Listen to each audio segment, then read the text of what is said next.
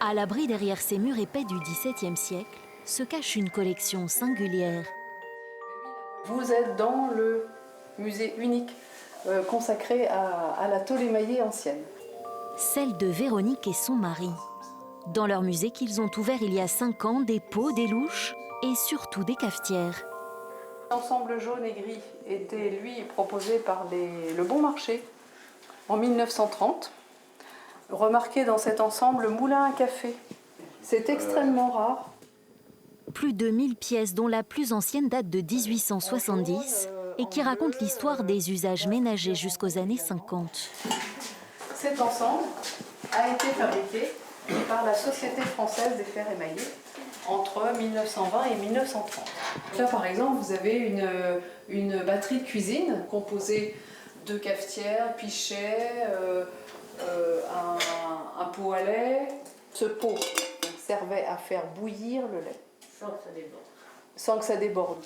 Des objets aujourd'hui vintage, mais pour ces visiteurs, ils évoquent surtout des souvenirs d'enfance, une certaine nostalgie. Ça me rappelle mes grands-parents et tout ça. Même mes parents, ils ont eu quelques trucs. Hein. Le porte-louche, on l'avait. On a eu beaucoup de choses. Un savoir-faire qu'on avait, les mailles, tout ça, toutes ces belles choses. Les pots décor, il n'y a plus de rien de décoré, on jette maintenant. Véronique, elle a tout gardé depuis sa première cafetière chinée à Saint-Malo en 1980. Depuis 40 ans, cette cadre dans la fonction publique consacre tout son temps libre au plaisir de la brocante. Je suivais mes parents dans les brocantes. J'ai vu cette cafetière posée sur une table donc chez cet antiquaire et j'ai eu le coup de cœur pour cette cafetière. Sans d'ailleurs penser qu'il s'agissait d'un début de collection. La tôle émaillée, c'est une matière qui renvoie la lumière, donc c'est la joie de vivre, c'est toute une ambiance des maisons d'autrefois.